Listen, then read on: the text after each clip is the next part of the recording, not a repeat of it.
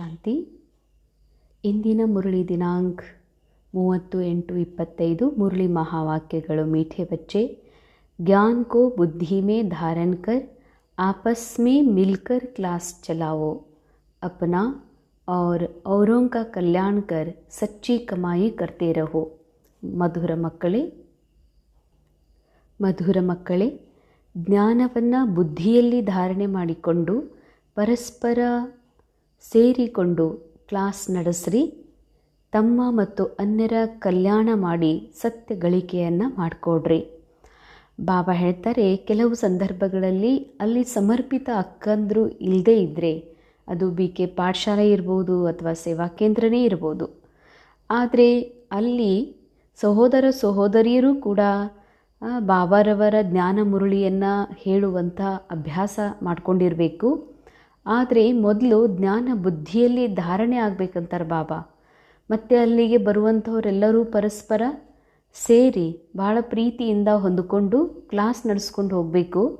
ಯಾಕೆಂದರೆ ತಮ್ಮದೂ ಕಲ್ಯಾಣ ಮತ್ತು ಅನ್ಯರ ಕಲ್ಯಾಣ ಮಾಡ್ಕೋಬೇಕಾಗಿದೆ. ಯಾಕಂದರೆ ತಮ್ಮ ಕಲ್ಯಾಣದಲ್ಲಿ ಅನ್ಯರ ಕಲ್ಯಾಣ ಇದೆ, ಅನ್ಯರ ಕಲ್ಯಾಣದೊಳಗೆ ತಮ್ಮದೂ ಕಲ್ಯಾಣ ಇದೆ. ಇದೇ ನಿಜವಾದ ಸತ್ಯ ಗಳಿಕೆಯಾಗಿರೋದ್ರಿಂದ, ಶ್ರೇಷ್ಠ ಸಂಪತ್ತಾಗಿರೋದ್ರಿಂದ, ಕೇವಲ ಜೀವನದ ಅಷ್ಟೇ ಅಲ್ಲ, ಜನ್ಮ ಜನ್ಮಾಂತರದ ಶ್ರೇಷ್ಠ ಗಳಿಕೆ ಇದಾಗಿರೋದ್ರಿಂದ ಇದರೊಳಗೆ ಎಂದೂ ಅಕ್ಕವರೇ ಇಲ್ಲ ಅಂತ ತಿಳ್ಕೊಂಡು ಅಥವಾ ದೊಡ್ಡವರಿಲ್ಲ ಅಂತ ತಿಳ್ಕೊಂಡು ಕ್ಲಾಸ್ ಬಂದ್ ಆಗಬಾರ್ದು. ಅದಕ್ಕಾಗಿ ಕ್ಲಾಸ್ ನಡೀತಾ ಇರಬೇಕು. ಆದರೆ ಜ್ಞಾನ ಬುದ್ಧಿಯಲ್ಲಿ ಧಾರಣೆ ಇರಬೇಕು ಅಂತ ಹೇಳ್ತಾರೆ ಬಾಬಾ. ಪ್ರಶ್ನೆ, ತುಮ್ ಬಚ್ಚೋ ಮೇ ಕೌನ್ ಸಾ ಅಹಂಕಾರ ಕಭಿ ನಹಿ ಆನಾ ಚಾಹಿಯೆ. ತಾವು ಮಕ್ಕಳಲ್ಲಿ ಯಾವ ಅಹಂಕಾರವೂ ಎಂದಿಗೂ ಕೂಡ ಬರ್ಕೊಡ್ದು. ಯಾವ ಅಹಂಕಾರ?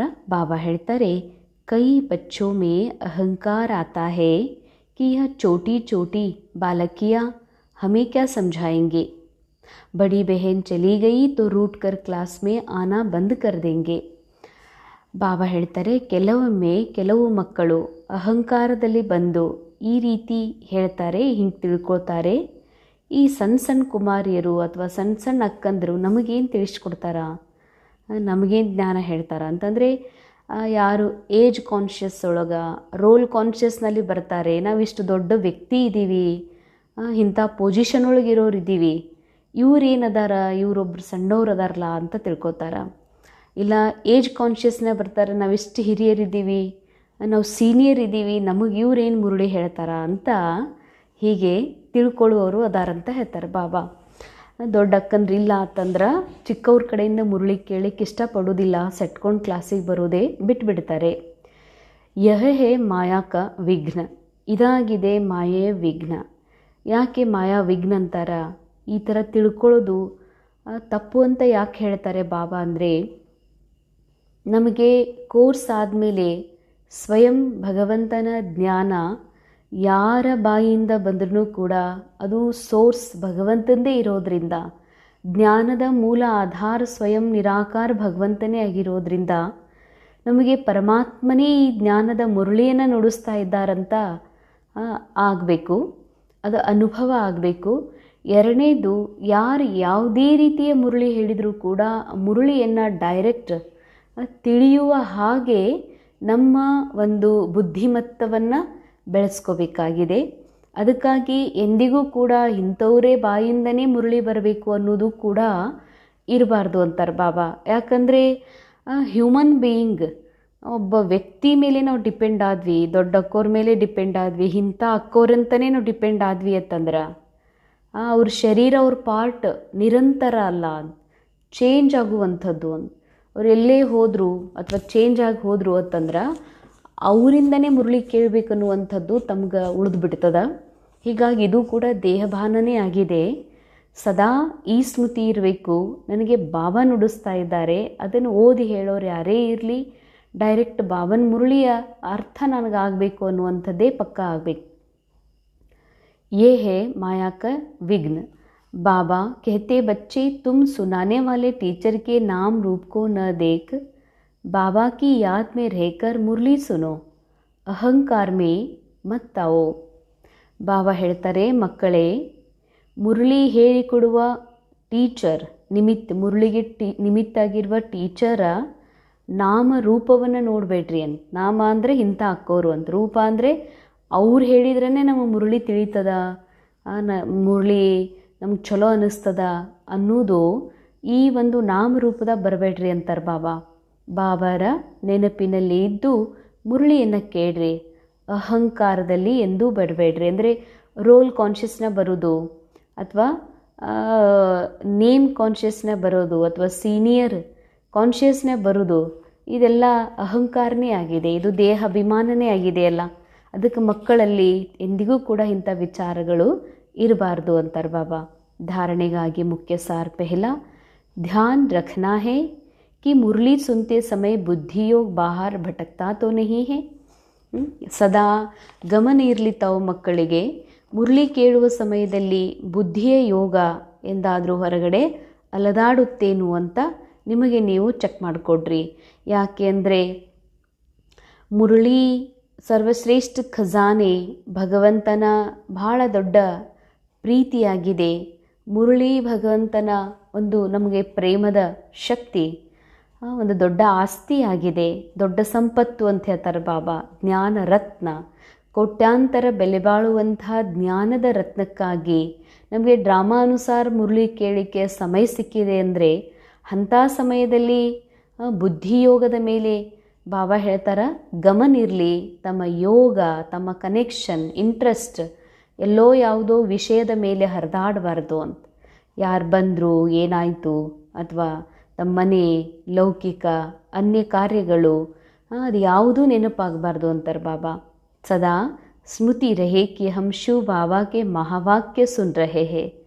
ಮಕ್ಕಳೇ ಸದಾ ನೆನಪಿರಲಿ, ನಾವು ಮುರಳಿಯನ್ನು ಅಥವಾ ಈ ಮಹಾವಾಕ್ಯಗಳನ್ನು ಡೈರೆಕ್ಟ್ ಶಿವ ಬಾಬಾ ಹೇಳುತ್ತಿರುವಂತಹ ಜ್ಞಾನ ರತ್ನಗಳನ್ನು ನಾವು ಕೇಳ್ತಾ ಇದ್ದೀವಿ ಅನ್ನುವಂಥದ್ದು ಸದಾ ನೆನಪಿರಲಿ. ಅಂದರೆ ಮುರಳಿ ಹೇಳುವಂಥವರು ಓದಿ ಹೇಳೋರು ಯಾರೇ ಇರಲಿ, ಆದರೆ ಮುರಳಿ ಯಾರ್ದು, ಸ್ವಯಂ ಭಗವಂತಂದು ನಾವು ಕೇಳ್ತಾ ಇದ್ದೀವಂದರೆ ನಮ್ಮ ಬುದ್ಧಿ ಎಲ್ಲಿಗೂ ಹೋಗಬಾರ್ದು ಅನ್ನುವಂಥದ್ದು ಲಕ್ಷ್ಯ ಇರಬೇಕು.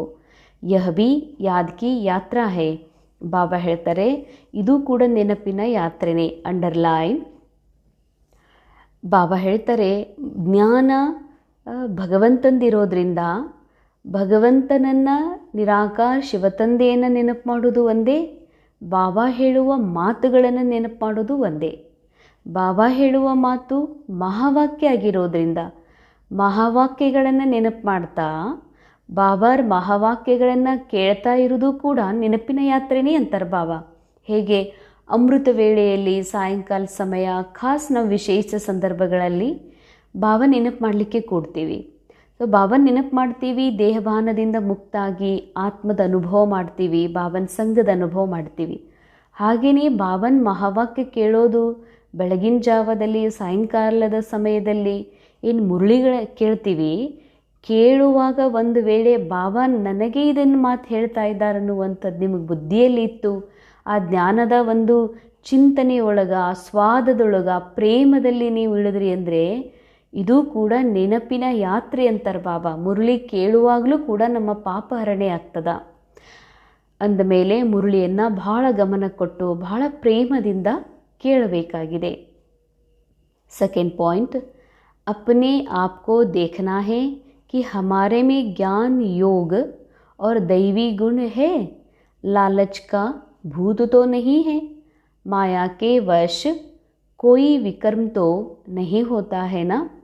ಬಾಬಾ ಹೇಳ್ತಾರೆ ತಮಗೆ ತಾವು ನೋಡ್ಕೊಳ್ಬೇಕಾಗಿದೆ, ನಮ್ಮೊಳಗೆ ಯಾವುದೇ ಜ್ಞಾನ, ಯೋಗ ಅಥವಾ ದೈವಿ ಗುಣ ಕಾಣಿಸ್ತಾ ಇದ್ದಾವ ಅಂತ ನಿಮಗೆ ನೀವು ನೋಡ್ಕೊಳ್ರಿ. ತಮಗೆ ತಾವು ಅಂದರೆ ತಮ್ಮ ಮೈಂಡ್ ಒಳಗೆ, ತಮ್ಮ ಬುದ್ಧಿಯಲ್ಲಿ ಈ ಮಾತನ್ನು ನೋಡ್ಕೊಳ್ರಿ. ಜ್ಞಾನ ಯೋಗದ ಇಂಟ್ರೆಸ್ಟ್ ಪೂರ್ಣ ಇದೆಯಾ ಅಂತ. ಯಾಕೆಂದರೆ ಬ್ರಾಹ್ಮಣ ಜೀವನದ ಆಧಾರನೇ ಜ್ಞಾನ ಯೋಗ ಇದೆ. ಅಥವಾ ಶ್ರೇಷ್ಠ ಕಾನ್ಷಿಯಸ್ ತಕ ಮುಟ್ಟಬೇಕು ಅಂದರೆ, ನಮ್ಮ ಒಂದು ಮೂಲ ಅವಸ್ಥೆಯನ್ನು ಪ್ರಾಪ್ತ ಮಾಡಿಕೊಳ್ಬೇಕಂದ್ರೆ ಮೊದಲು ಜ್ಞಾನ ಯೋಗ ಆಗಿದೆ. ಜ್ಞಾನ ಯೋಗದ ಜೊತೆಯಲ್ಲಿ ದೈವಿ ಗುಣ ಅಂತೂ ಅವಶ್ಯ ಧಾರಣೆ ಆಗ್ತವೆ. ಎಲ್ಲಿ ಜ್ಞಾನ ಇದೆ, ಎಲ್ಲಿ ಯೋಗ ಇದೆ, ಅಲ್ಲಿ ದೈವಿ ಗುಣಗಳ ಧಾರಣೆ ಆಗ್ತದೆ. ದೈವಿ ಗುಣಗಳ ಧಾರಣೆ ಎಲ್ಲಾಗ್ತದೋ ಅಲ್ಲಿ ಆಟೋಮೆಟಿಕ್ ಆ ಸೋಲ್ ಕಾನ್ಷಿಯಸ್ನಲ್ಲಿರೋದ್ರಿಂದ ಹೈಯರ್ ಕಾನ್ಷಿಯಸ್ನಲ್ಲಿ ಪ್ಯೂರ್ ಎನರ್ಜಿ ಆತ್ಮನಿಂದ ನಿರಂತರ ಫ್ಲೋ ಆಗ್ತಾ ಇರ್ತದೆ. ಎಲ್ಲಿ ಜ್ಞಾನ ಇದೆ, ಅಲ್ಲಿ ಯೋಗ ಇದೆ, ಅಲ್ಲಿ ಪರಮಾತ್ಮನ ಸಂಘದ ಅನುಭೂತಿ ಇದೆ. ಸೊ ಪರಮಾತ್ಮನ ಸಂಘದಲ್ಲಿ ಆಟೋಮೆಟಿಕ್ ಆತ್ಮನ ದೈವಿ ಗುಣಗಳ ಇಮರ್ಜ್ ಆಗ್ತಾ ಹೋಗ್ತದೆ. ನಿರಂತರ ಪವಿತ್ರತೆಯ ಸರ್ವ ಗುಣಗಳ ಸುಗಂಧ ಇಡೀ ವಿಶ್ವಕ್ಕೆ ಹರಡ್ತಾ ಇರ್ತದೆ. ಮೂಲ ಸೇವಾ, ಸೂಕ್ಷ್ಮ ಸೇವಾ ಆಗುವ ಒಂದು ಮೂಲ ಮಾತೇನು ಅಂದರೆ ಜ್ಞಾನ, ಯೋಗ, ದೈವಿ ಗುಣಗಳ ಒಂದು ಭರ್ಪೂರತೆ. ಇದರಿಂದಲೇ ಸೇವಾ ಆಟೋಮೆಟಿಕ್ ಆಗಲಿಕ್ಕೆ ಸಾಧ್ಯ. ಅಂದಮೇಲೆ ನೀವು ಚೆಕ್ ಮಾಡಿಕೊಡ್ರಿ. ಲಾಲಚ್ಚದ ಭೂತ ಅಂತೂ ಹಿಡಿದಿಲ್ಲಲ್ಲ ಅಂತಾರೆ ಬಾಬಾ. ಲಾಲಚ್ ಅಂದರೆ ತಿನ್ಬೇಕು, ಇಟ್ಕೋಬೇಕು.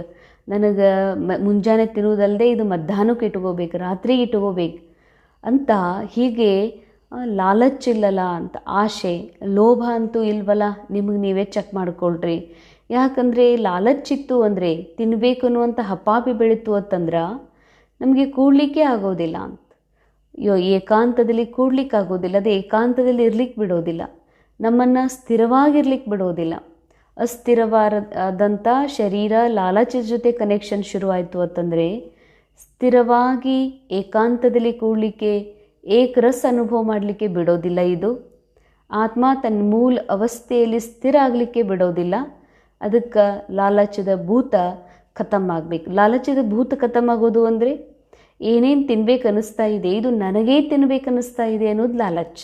ಹಾಂ, ಶರೀರಕ್ಕೆ ಏನು ಅವಶ್ಯಕತೆ ಇದೆ, ಡ್ರಾಮಾ ಏನೇನು ಪ್ರೊವೈಡ್ ಮಾಡಿದೆ, ಭಲೇ ಊಟ ಮಾಡಿಸ್ರಿ, ನಾ ಮಾಡ್ತಾ ಇದ್ದೀನಿ, ನನಗೆ ಹಸುವಾಗಿದೆ, ನನಗೆ ತಿನ್ಬೇಕನ್ನಿಸಿದೆ ಅನ್ನೋದು ದೇಹಾಭಿಮಾನ.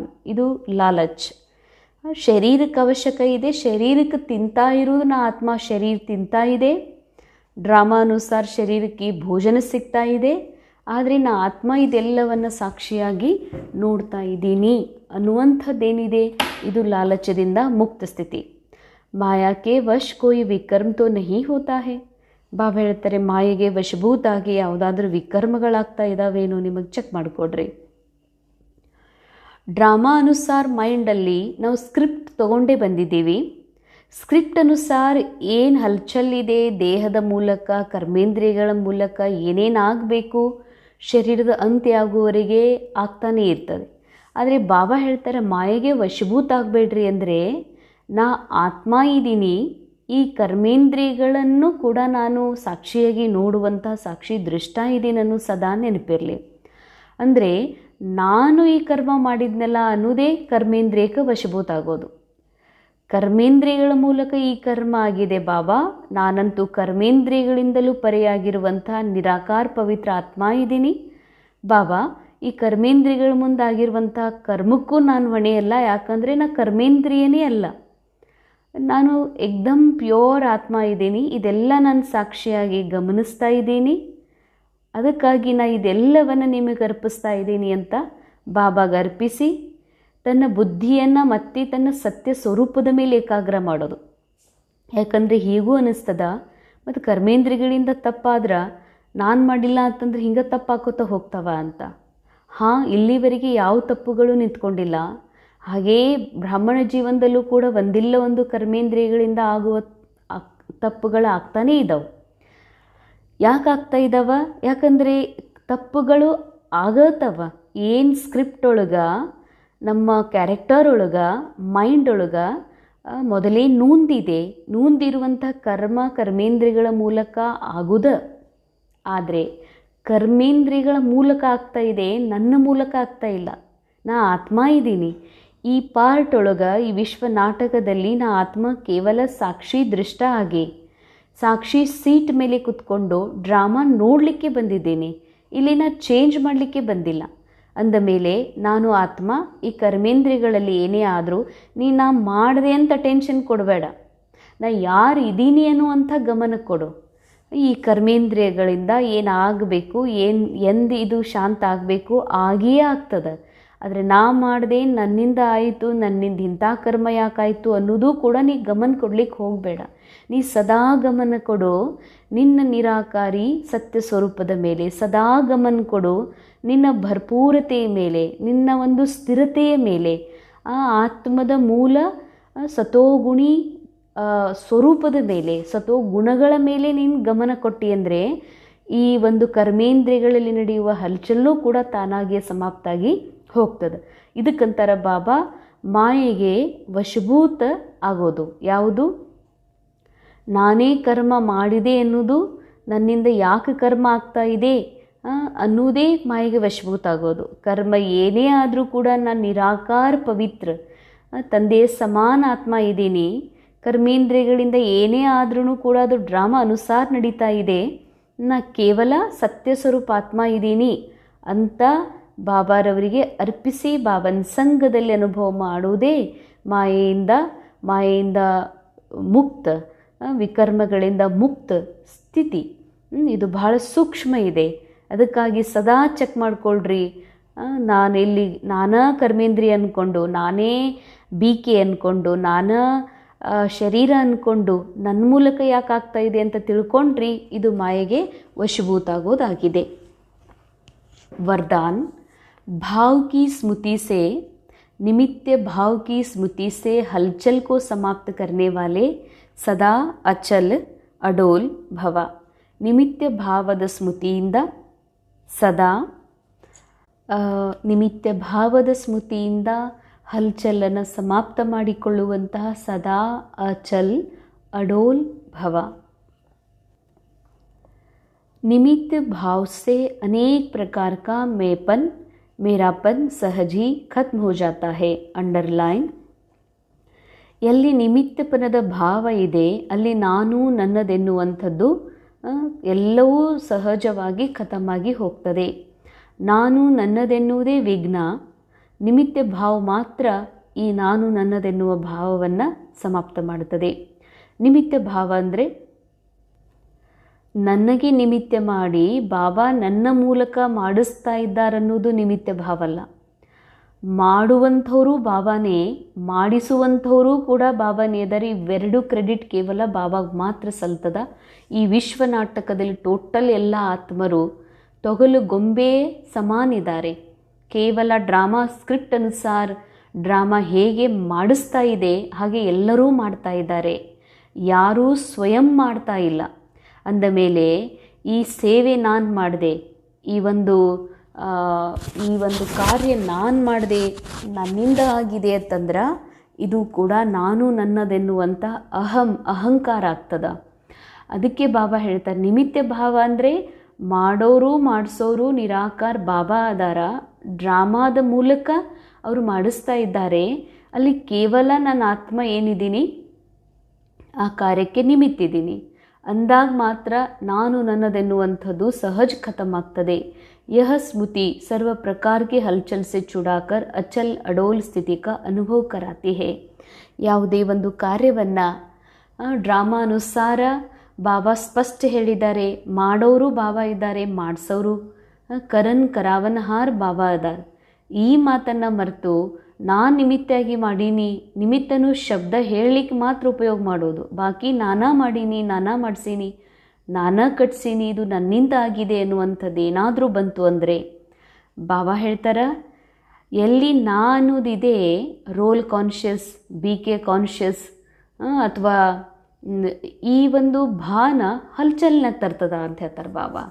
ಆ ಸೇವೆ ಮಾಡಿಯೂ ಕೂಡ ಅಲ್ಲಿ ಹಲ್ಚಲ್ ಆಗ್ತಾ ಇದೆ, ಅಲ್ಲಿ ಗೊಂದಲ ಆಗ್ತಾ ಇದೆ ಅಂತಂದರೆ ಅದು ಸೇವಾ ಅಲ್ಲ ಅಂತ. ಹಲ್ಚಲ್ಲಿಂದ ನೀವು ಅಡೋಲ್ ಸ್ಥಿತಿಯ ಅನುಭವ ಮಾಡಬೇಕು ಅಂತಂದರೆ ನಾನು ಎನ್ನುವಂಥದ್ದು ಸಮಾಪ್ತ ಆಗಬೇಕು. ಸಮಾಪ್ತ ಆದಾಗಲೇ ಸ್ಥಿತಿ ಅಚಲ ಅಡೋಲ್ ಏಕ್ದಮ್ ಸ್ಥಿರ ಶ್ರೇಷ್ಠ ಸ್ಥಿತಿ ಅನುಭೂತಿ ಆಟೋಮೆಟಿಕ್ ಆಗ್ತದೆ. ಎಲ್ಲಿ ಶ್ರೇಷ್ಠ ಸ್ಮೃತಿ ಇದೆ, ಸ್ಥಿತಿ ಇದೆ, ಅಲಗಾಡ್ಲಾರ್ದಂತಹ ಒಂದು ಆಂತರಿಕ ಸ್ಥಿತಿ ಇದೆ ಅಂತಂದ್ರೆ, ಅವಸ್ಥೆ ಇದೆ ಅಂತಂದ್ರೆ ಜರೂರ್ ನಿಮಿತ್ತ ಭಾವ ಇದೆ. ಸೇವೆ ಮಾಡಿಯೂ ಕೂಡ ಹಲ್ಚಲ್ ಇದೆ, ಅಶಾಂತಿ ಇದೆ, ಗೊಂದಲ ಇದೆ, ಕನ್ಫ್ಯೂಷನ್ ಇದೆ ಅಂತಂದ್ರೆ ಜರೂರ ಅಲ್ಲಿ ಹಲ್ಚಲ್ ಇದೆ. ಹಲ್ಚಲ್ ಯಾಕಿದೆ ಅಂದರೆ ಅಲ್ಲಿ ನಾನು ಅನ್ನುವಂಥದ್ದು ಮಿಕ್ಸ್ ಆಗಿದೆ. ಅದಕ್ಕಾಗಿಯೇ ಸ್ಥಿತಿ ಶ್ರೇಷ್ಠ ಇರಲಿಕ್ಕೆ ಸಾಧ್ಯ ಇಲ್ಲ. ಸೇವಾ ಮೇ ಬಿ ಮೆಹನತ್ ನಹಿ ಕರ್ನಿ ಪಡ್ತಿ ಹೇ. ಯಾರು ಅಚಲ್ ಅಡೋಲಿರ್ತಾರ ಅವರು ಏನೂ ಸೇವೆಯಲ್ಲಿ ಕಷ್ಟಪಡಬೇಕೇ ಆಗಿಲ್ಲ. ಆಟೋಮೆಟಿಕ್ ಅವ್ರ ಕಡೆಯಿಂದ ಸೇವಾ ಬಾಬಾ ಮಾಡಿಸ್ತಾರೆ. ಬಾಬಾ ಮಾಡ್ತಿದ್ದಾರೆ ಅನ್ನುವಂಥದ್ದು ಇತ್ತು ಅಂತಂದರೆ ಅವರಿಗೆ ಕಷ್ಟ ಸೇವಾ ನನಗೆ ಭಾಳ ಹೆವಿ ಅಂತ ಅನಿಸೋದಿಲ್ಲ.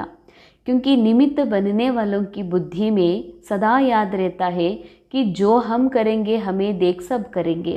ಯಾರ ನಿಮಿತ್ತ ಆಗಿರುವಂತಹ ಆತ್ಮಗಳ ಬುದ್ಧಿಯಲ್ಲಿ ಸದಾ ಈ ಒಂದು ಮಾತು ನೆನಪಿರ್ತದ, ನಾವೇನು ಮಾಡ್ತೀವಿ ನಮ್ಮನ್ನು ನೋಡಿ ಅನ್ಯರು ಮಾಡ್ತಾರನ್ನುವಂಥದ್ದು ಅವರ ಬುದ್ಧಿಯಲ್ಲಿ ಇರ್ತದೆ.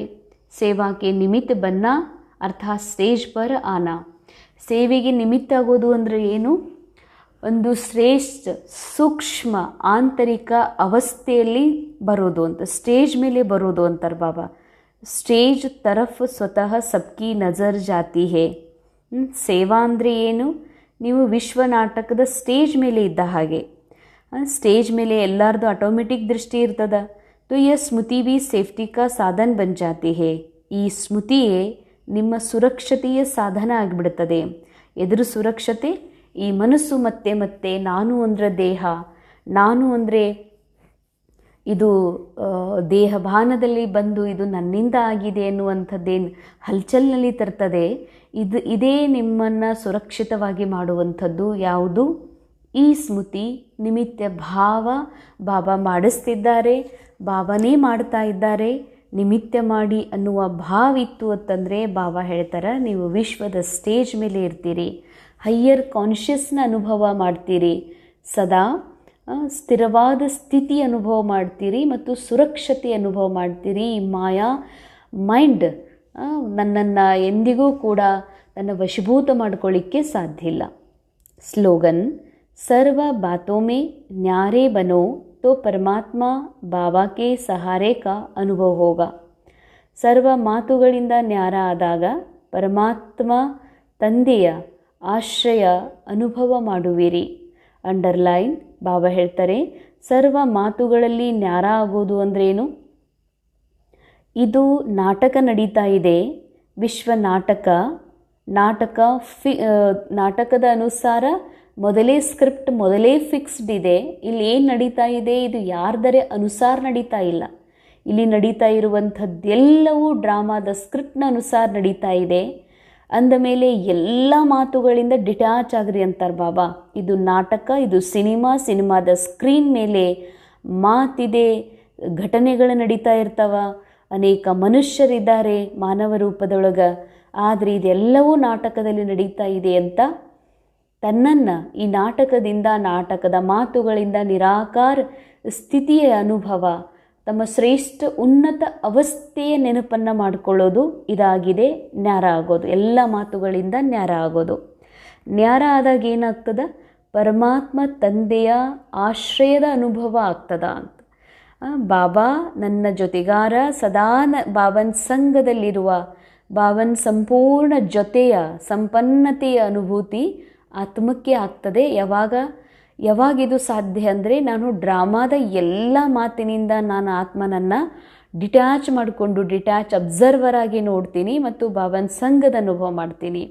ಒಂದು ವೇಳೆ ಡ್ರಾಮಾದೊಳಗೆ ನಾನು ಸಿಕ್ಕಾಕೊಂಡು ಡ್ರಾಮಾದ ಪಾರ್ಟ್ ಅಂತ ತಿಳ್ಕೊಂಡು ಡ್ರಾಮಾದ ವ್ಯಕ್ತಿ ಅಂತ ತಿಳ್ಕೊಂಡು ನಾನು ನಡೆದ್ನಿ ಅಂತಂದರೆ ನಂಗೆ ಬಾಬನ ಆಶ್ರಯದ ಅನುಭವ ಆಗಕ್ಕೆ ಸಾಧ್ಯ ಇಲ್ಲ. ಅವಾಗ ಭಾಳ ಫೈಟ್ ಮಾಡಬೇಕಾಗ್ತದೆ, ಮಾಯೆ ಜೊತೆ ಯುದ್ಧ ಮಾಡಬೇಕಾಗ್ತದೆ, ಬಹಳ ಕಷ್ಟದ ಅನುಭವ ಮಾಡಬೇಕಾಗ್ತದೆ. ಅದಕ್ಕೆ ಮೊದಲು ಎಲ್ಲದರಿಂದ ನ್ಯಾರ, ದೇಹದ ಹೆಸರು, ಇಲ್ಲಿ ಏನು ನಡೀತಾ ಇದೆ, ಏನು ಮಾತಾಗಿದೆ, ಆಗೋದಿದೆ, ಅದೆಲ್ಲದರಿಂದ ಬುದ್ಧಿ ನ್ಯಾರ ಮಾಡಿಕೊಡ್ರಿ. ನ್ಯಾರ ಅಂದರೆ ನಾ ಆತ್ಮ ಇದ್ದೀನಿ, ಡ್ರಾಮಾ ಬೇರೆ ಇದೆ, ಶರೀರ ಬೇರೆಯೇ ಇದೆ, ನಾ ಆತ್ಮ ಏಕ್ದಮ್ ನಿರಾಕಾರ ಸ್ಥಿರ ಇದ್ದೀನಿ ಅನ್ನುವಂಥ ಸ್ಮೃತಿ ನೆನಪಲ್ಲಿ ಇಟ್ಕೊಳ್ಳೋದು. ಅವ್ಯಕ್ತ ಇಶಾರೆ ಸಹಜ ಯೋಗಿ ಬನ್ನ ಹೇ ತೋ ಪರಮಾತ್ಮ ಪ್ಯಾರ್ಕೆ ಅನುಭವಿ ಬನೋ. ಸಹಜ ಯೋಗಿ ಆಗೋದಕ್ಕಾಗಿ ಪರಮಾತ್ಮನ ಪ್ರೇಮದ ಅನುಭವಿ ಆಗ್ರಿ. ವರ್ತಮಾನ್ ಸಮಯ ಭಟಕ್ತಿ ಹುಯಿ ಆತ್ಮಾओं को ಏಕ್ ತೋ ಶಾಂತಿ ಚಾಹಿಯೇ. ವರ್ತಮಾನ ಸಮಯದಲ್ಲಿ ಅಲೆದಾಡುವ ಆತ್ಮರಿಗೆ ಒಂದು ಶಾಂತಿ ಬೇಕಾಗಿದೆ. ಅಲೆದಾಡೋದು ಅಂದರೆ ತಮಗೆ ತಾವು ದೇಹ ಅಂದ್ಕೊಂಡು ದೇಹದಾರಿ ಸ್ತ್ರೀ ಪುರುಷ ನಾವು ಬಡವ ಶ್ರೀಮಂತ, ಉದ್ಯೋಗಿ ನಿರುದ್ಯೋಗಿ, ಅಥವಾ ಈ ರೀತಿಯ ಏನೆಲ್ಲ ರೋಲ್ ಕಾನ್ಷಿಯಸ್ನಲ್ಲಿ ಅಥವಾ ದೇಹಭಾನದಲ್ಲಿದ್ದಾರೆ ಅವ್ರ ಬುದ್ಧಿ ಅಲದಾಡ್ತಾ ಇದೆ. ಯಾಕಂದರೆ ಅವ್ರ ಬುದ್ಧಿ ಯಾರ ಜೊತೆ ಕನೆಕ್ಟ್ ಇದೆ? ದೇಹದ ಜೊತೆಗೆ, ದೇಹದ ಸಂಬಂಧಗಳ ಜೊತೆಗೆ, ದೇಹದ ಕರ್ತವ್ಯದ ಜೊತೆಗೆ ಕನೆಕ್ಟ್ ಇದೆ ಅಂತಂದರೆ ಬುದ್ಧಿ ಅಲದಾಡಬೇಕು. ಅಲದಾಡುವುದೇ ತೋ ಆತ್ಮ ಅಲೆದಾಡುವ ಕಾರಣದಿಂದ, ಬುದ್ಧಿ ಅಲೆದಾಡುವ ಕಾರಣ ಆತ್ಮ ಬಹಳ ಅಶಾಂತಿದ್ದಾರೆ. ಅವರಿಗೆ ಶಾಂತಿ ಬೇಕಾಗಿದೆ ಅಂತಾರೆ ಬಾಬಾ. ದೂಸರ ರೂಹಾನಿ ಸ್ನೇಹ ಚಾಹಿಯೇ. ಅನೇಕ ಮನುಷ್ಯಾತ್ಮರ ಸ್ನೇಹವನ್ನು ಅನುಭವ ಮಾಡಿ ಅವರು ನೊಂದಿದ್ದಾರೆ.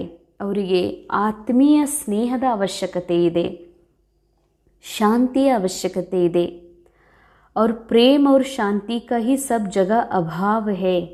अंडरलाइन सत्य प्रेम, ಆತ್ಮದ ಪ್ರೇಮ್. ನಾನು ನನ್ನ ಪತ್ನಿ, ನಾನು ನನ್ನ ಪತಿ, ನನ್ನ ಮಕ್ಕಳು, ಇದಂತೂ ಇಡೀ ಜಗತ್ತಿನಲ್ಲಿ ತುಂಬಿದೆ. ನಾನು ನಮ್ಮ ಸೆಂಟರ್ ಅನ್ನೋದು ಕೂಡ ಜಗತ್ತಿನಲ್ಲಿ ತುಂಬಿದೆ. ಆದರೆ ನಾವು ಕೇವಲ ಆತ್ಮ ಇದ್ದೀವಿ. ನಮ್ಮ ಪಾರ್ಟನ್ನು ಈ ನಾಟಕದಲ್ಲಿ ಪ್ಲೇ ಮಾಡಲಿಕ್ಕೆ ಬಂದಿರುವಂತಹ ಪರಿಶುದ್ಧ ಲಿವಿಂಗ್ ಲೈಟ್ಸ್, ನಾವೆಲ್ಲ ಪ್ಯೂರ್ ಪವಿತ್ರ ಚೈತನ್ಯ ಆತ್ಮ ಇದ್ದೀವನ್ನುವಂಥದ್ದು ಇದು ಒಂದು ಶ್ರೇಷ್ಠ ಕಾನ್ಷಿಯಸ್, ಇದು ಎಲ್ಲರೊಳಗೂ ಇರೋದಿಲ್ಲ ಅಂತ. ಯಾವಾಗ ಈ ಸ್ಮೃತಿ ನಮ್ಮಲ್ಲಿ ಬರ್ತದ, ಆಗ ನಾವು ಅನೇಕರಿಗೆ ಶಾಂತಿ, ರೂಹಾನಿ ಸ್ನೇಹ ಮತ್ತು ರೂಹಾನಿ ಪ್ರೇಮ ಕೊಡ್ಲಿಕ್ಕೆ ಸಾಧ್ಯ. ಯಾಕೆ? ಇದು ಎಲ್ಲ ಕಡೆಗೆ ಭಾಳ ಅಭಾವ ಇದೆ ಅಂತಾರೆ ಬಾಬಾ. ಇಸಿಲಿಯೇ जो भी प्रोग्राम करो उसमें पहले तो बाबा के संबंध के स्नेह की महिमा करो. ಏನೇ ಪ್ರೋಗ್ರಾಮ್ ಮಾಡ್ತೀರಂದ್ರೆ ಪರಮಾತ್ಮನ ಸ್ನೇಹದ ಸಂಬಂಧದ ಮಹಿಮೆ ಮಾಡಿರಿ. ಅಂದರೆ ನೀವು ಏನೇ ಪ್ರೋಗ್ರಾಮ್ ಮಾಡ್ತಿರತ್ತಂದ್ರೆ ಕೇವಲ ಬ್ರಹ್ಮಕುಮಾರಿ ಸಂಸ್ಥೆ ಬಗ್ಗೆ ಹೇಳಬೇಡ್ರಿ. ಪ್ರೇಮ ಅನ್ನೋದು ಏನು? ಆ ಪ್ರೇಮದ ಶಕ್ತಿ ಏನದ? ಭಗವಂತನ ಪ್ರೇಮದಿಂದ ಏನು ಪ್ರಾಪ್ತಿ ಆಗ್ತದೆ, ಏನಿದ್ದವ್ರು ಏನು ಆಗಲಿಕ್ಕೆ ಸಾಧ್ಯ ಅನ್ನುವಂಥದ್ದು ಮಹಿಮೆ ಮಾಡಿರಿ, ವರ್ಣನೆ ಮಾಡಿರಿ. तो फिर उस प्यार से आत्माओं का संबंध जोड़ने के बाद शांति का अनुभव कराओ. ಮೊದಲು ಮನುಷ್ಯ ಆತ್ಮರ ಮನಸ್ಸುಗಳನ್ನು ಒಂದು ಮಹಿಮೆಯ ಮೂಲಕ, ಪರಮಾತ್ಮನ ಮಹಿಮೆಯ ಮೂಲಕ ಪರಮಾತ್ಮನ ಸಂಬಂಧದಲ್ಲಿ ಜೋಡಿಸ್ರಿ ಅಂತಾರೆ ಬಾಬಾ. ಅದನ್ನು ವೈಯಕ್ತಿಕ ರೂಪದಲ್ಲಿ ಇರ್ಬೋದು, ಸಮೂಹದ ರೂಪದಲ್ಲಿ ಇರ್ಬೋದು. ಯಾರಿಗೆ ಏನೇ ಹೇಳಬೇಕು ಅಂದರೆ ಮೊದಲು ಪರಮಾತ್ಮನ ಸಂಬಂಧಗಳ ಅನುಭವ ಮಾಡಿಸಿ ಸಂಬಂಧದಲ್ಲಿ ಜೋಡಿಸ್ರಿ. ನಂತರ ಶಾಂತಿಯ ಅನುಭವ ಮಾಡಿಸ್ರಿ. ಪ್ರೇಮ್ ಸ್ವರೂಪ್ और ಶಾಂತ ಸ್ವರೂಪ್ दोनों का ಬ್ಯಾಲೆನ್ಸ್ ಹೋ. ಬರೀ ಶಾಂತಿನೂ ಅಲ್ಲ, ಬರೀ ಪ್ರೇಮನೂ ಅಲ್ಲ. ಪ್ರೇಮ ಹಾಗೂ ಶಾಂತಿಯ ಎರಡೂ ಸ್ವರೂಪಗಳ ಬ್ಯಾಲೆನ್ಸ್ ಇರಬೇಕು ಮಕ್ಕಳಲ್ಲಿ ಅಂತ ಹೇಳ್ತಾರೆ ಬಾಬಾ. ಓಂ ಶಾಂತಿ.